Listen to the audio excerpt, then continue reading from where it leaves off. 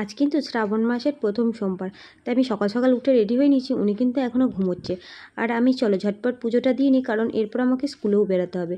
তোর বাজার সব কালকেই আমার হাজব্যান্ড করে এনে দিয়েছিলো, এবার আমি পুজোর জোগাড়টা করে নিই।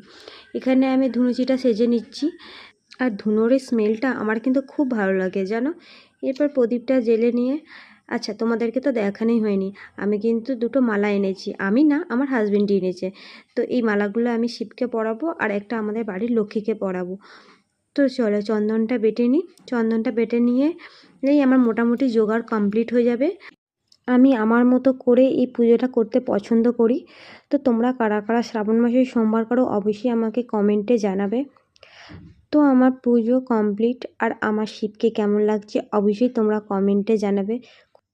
তবে হ্যাঁ, বেলপাতাটা আমি আজকে পাইনি।